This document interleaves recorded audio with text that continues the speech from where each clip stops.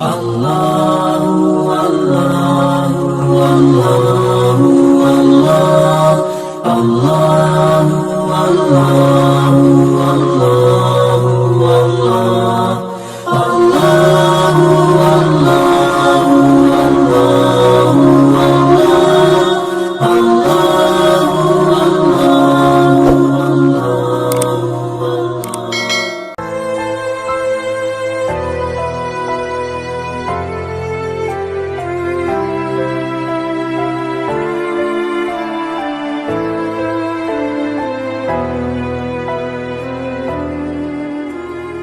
Carilah rezeki itu di dalam kandungan bumi. Jadi maknanya Allah itu telah memberikan kabar gembira kepada kita. Kalau kita mau bercocok tanam, mau bertani, atau mau mengeksploitasi yang ada di dalam bumi, maka engkau akan mendapatkan uang yang banyak. Ini dalil wong sing kepengin sugih, pengen kaya. Kau hendaknya benar-benar untuk mengelola hasil bumi. Jadi hal ini pun ditanyakan oleh Sayyidina Umar, bahwa apa yang engkau maksud wahai baginda? Sayyidina Umar pun menceritakan, aku mendapatkan jawaban dari Rasulullah bahwa orang yang paling dekat kepada Allah itu adalah para petani. Orang yang paling bertawakal kepada Allah itu adalah para petani. Apa sebab? Petani itu orang yang paling ikhlas. Mereka yang menyebarkan benih, ya, nanam pari, nanam biji-bijian, jagung. Dia tidak tahu apa itu hasilnya. Apa ada yang bisa menjamin seorang petani pasti hasil panennya sekian? Ada? Tidak ada. Mereka bekerja dengan bertawakal kepada Allah Subhanahu wa Ta'ala, dan ketika bekerja menunggu karunia dari Allah Subhanahu wa Ta'ala. Orang yang bertani nggak akan ada yang melarat. Jaminan orang yang mau bertani nggak akan ada yang melarat. Loh, tapi prakteknya sekarang hasil panen merosot, hasil panen tidak maksimal. Apa sebab? Karena mereka tidak mengeluarkan zakat. Kepengen sugih, tidak mungkin. Kepengen berkah, tidak mungkin. Kepingin menjadi luas penghasilannya, tidak mungkin, karena kita mengkhianati Allah Subhanahu wa Ta'ala. Zakatnya biji-bijian itu ada. Nanti kita akan bahas di nisabnya zakat. Zuruk, tanaman, tumbuh-tumbuhan, biji-bijian. Bagaimana cara mengeluarkan zakat? Dengan dialiri dengan tanah beli, dengan air yang beli, atau dengan menggunakan air yang ada. Itu banyak perinciannya di dalam zakat. Saya tidak akan berlama-lama untuk fikihnya. Saya ingin mengajak kepada hakikat seseorang itu ketika bertani. Ini untuk kita semua. Mustahil kita akan mendapatkan barokah dari Allah kalau kita tidak taat atas perintahnya Allah Subhanahu wa Ta'ala. Jadi pemerintah ini jangan cuman memberikan edukasi tanaman yang baik, benih yang baik. Ajarkan mereka kepada syariatnya Allah. Cuman diarahkan bagaimana menanam yang baik, gak diajari zakat, sampai kemeng gak raiso. Makanya saya kemarin ada salah seorang ajudannya menteri tanya, waktu saya malam di Jakarta, kayak ketemu sama mereka, tanya, kira-kira apa bib doanya? Doanya itu zakat. Wis kok kan zakat wong iki. Suruh ngeluarkan zakat, suruh sedekah. Mau wadit gak gelem zakat. Iki lek zakate sakmene ya gak nututi wek badine awak-awak. Gak nututi tenan akhirnya. Wis gak zakat ya gak nututi. Karena yakini ketika menanam sesuatu, bekerja niat untuk mencari nafkah dengan jalan yang halal, dan kita akan zakati daripada hasil panen, hasil daripada rezeki karunia dari Allah. Pelak selamat. Seringkali praktek lapangan, ada salah satu teman yang dia mempraktekkan ini. Yang satu sawahnya dizakati, yang satu enggak dizakati. Ketika datang hama tikus, yang dimakan itu yang tidak dizakati. Tapi kadang-kadang manusia ini bantah, wis tak zakati kok isek koyo ngene. Ora percaya saya. Saya lebih percaya Allah daripada omongannya orang ini. Allah itu maha menepati janji, bukan seperti manusia. Kalau manusia itu seringkali ingkar, manusia seringkali berbohong, berkhianat, tapi Allah tidak akan pernah berkhianat, Allah tidak akan pernah tidak menepati janji. Allah maha menepati janji. Dan rezeki ini yang paling bisa dicari ketika pagi hari. Keberkahan rezeki hilang itu setelah sholat asar. Golek duit bengi ke arah barokah. Makanya tiang-tiang sepahrian niku lek mergawe mulai isuk sampai jam 2 awan, jam 3 wis di rumah. Saiki gak berangkat jam 7 mulai jam 9 bengi. Berangkat jam 7 isuk mulai jam 9 bengi. Kadang berangkat jam setengah 5 isuk mulai jam 11 bengi. Dipeloro awake. Gak barokah, yo isek kurang, kreditan numpuk, utang numpuk. Salah strategi. Makanya ketika mencari rezeki, jangan kita keluar dari relnya Rasulullah, dari yang telah ditentukan oleh Allah. Ora, rezekimu nambah orang arah. Ninggalno taklim, ninggalno ibadah untuk mencari rezeki terus barokah. Orang arah. Apa meneh lek wis rezekine saithik tambah gak gelem taklim. Iki loro donya, loro akhirat wong sing model kaya ngene iki. Saya tidak mau duduk di majelis taklim. Kenapa? Saya belum dapat rezeki dari Allah.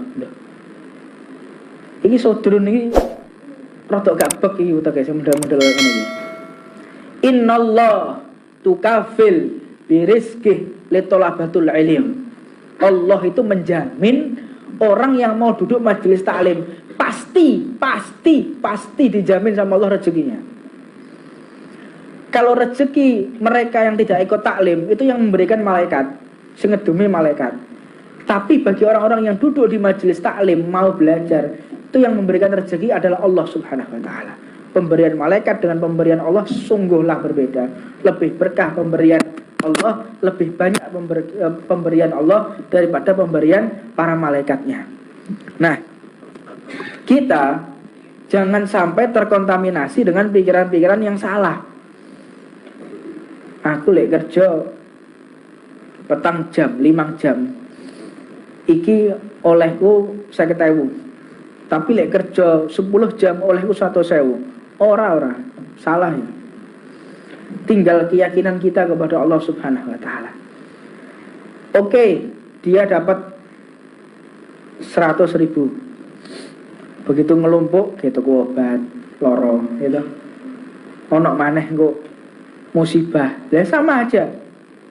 Hilang juga dengan sesuatu yang tidak kita sangka. Tapi kalau sudah bekerja di jam-jam yang pas, saat-saat yang tepat, maka silahkan engkau akan mendapatkan rezeki. Ini tidak bisa kita langsung vonis berarti lek kerja bengi ke arah oleh barokah. Ini loh maksudnya. Jika kita malam hari itu pelongo-pelongo, gak lapo-lapo, gak ngaji, gak taklim, tidak melakukan aktivitas ibadah, nganggur, ya karuan kerja sing model kayak ngene iki. Yang dimaksud itu kerja malam hari untuk meninggalkan ibadah. Sampai kerja sampai malam, sampai akhirnya enggak sholat subuh. Lah ini yang dimaksud. Jadi kerja malam yang sampai meninggalkan kewajiban, kerja malam yang sampai meninggalkan qiraatul Quran, yang sampai meninggalkan sholat sunnah, ya ini yang dimaksud. Jadi kerja yang sampai sholat sunnah itu hilang, kerja yang sampai kewajiban itu hilang. Faliyadzubillah min dzalik. Enggak mungkin rezeki kita ditambahkan oleh Allah. Terlebih lagi orang yang enggak sempat sholat Jumat. Iki wayes Jumatan iki aku kudu dodolan tok masjid. Nah, lek aku dodolan tok masjid, kudune aku gak sembahyang Jumat sebab aku noto bedak. Lah iki ini yang dimaksud. Terus dia berharap dapat rezeki. Tidak mungkin rezeki kita akan ditambahkan oleh Allah Subhanahu wa taala. Makanya sampai dikatakan Allahumma barik li ummati fi bukuriha. Ya Allah, berkahilah umatku ketika di pagi hari. Kepingin sugih tangine jam 09.00 awan, tak mungkin. Barokah itu akan hilang tatkala kita sudah tidak lagi mendengar suara adzan subuh. Kepingin sugih, kepingin sukses, kepingin krungu suara adzan subuh atau gak kiamat ya arah iso ngiler sakane ya, mari subuh sik ngiler utang ini bu ya semayani.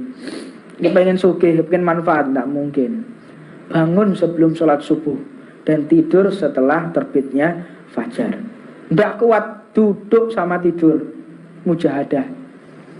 Kepingin sugih ya wangel aja nih. Lek kira-kira sedino sampean digaji 1 juta. Sembahyang subuh digaji 1 juta. Kira-kira masa ada iki pek to gak? Ya sampai tokone gang 1 gang 2 full kan ya. 1 juta sembahyang subuh. Meneh jajal tak nggih pengumuman barang siapa yang sholat subuh di mushola Asa'adah akan dibagikan uang 1 juta oleh Bapak Bupati. Main jajal. Situ kiamat sudah. Gak ono ceritane wong sing mau meninggalkan sholat subuh. Lah ini Allah menjanjikan kau akan lebih dari uang 1 juta dikai barokah Allah Ta'ala. Orang gelem. Nah, inilah wujud keimanan kita, tidak terlalu yakin kepada Allah Subhanahu wa Ta'ala. Dan ada beberapa amaliyah yang membuat orang itu nggak barokah. Yang pertama, Sayyidina Ali itu pernah ditanya, ini saya ulangi lagi supaya nggak diulangi, supaya kita tidak melakukan. Saya ulangi lagi supaya kita tidak melakukan. Yang pertama, ojo nyongkoti kuku. Ya, nyongkoti kuku. Nggarai kiri, pengen kiri, lakoni. Kepengen kiri, pengen barokah entek, nyongkoti. Ya, cacingan nggak ya. Terus ngetok kuku, baik kuku. Ini, udah nggak? Ini dikuwaki nggak kuku nih. Nah, terus ojo ngomong dewi tuh di masjid atau musola. Gua cerita dewi, musola terus rame. Pemeneh wayahe azan terus ngomong. Kadang-kadang loh, azan orang kalau ada azan makan disuruh berhenti. Ngaji Quran lu dikongkon meneng. Ngaji Quran berhenti, walaupun tidak pada kewajiban berhenti, tidak pada sofhahnya. Ini kalau diputus hukumnya haram ayat ini. Tapi kalau memutusnya karena azan tidak masalah, karena menghormati azan. Kalau kita lagi berjalan berhenti, dengar azan berhenti. Ini kalau kita berjalan, bukan dalam berkendara ya. Kalau berkendara ya susah, untuk jalan tol, intel radio, azan, mandek, ya tabrak wong guri sampean. Jadi hukum itu jangan kita mengambil secara tekstual, harus ada konteksnya, apa sih maksudnya gitu ya. Nah, kalau kita berjalan, ada azan, nunggu azan sampai selesai, baru jalan.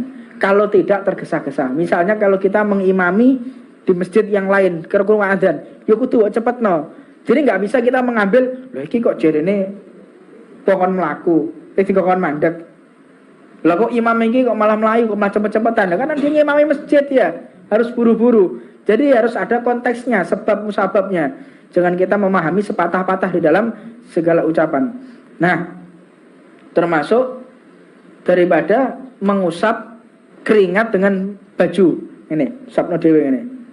Ya. Terus ngusap kotoran di baju. Nah, ini.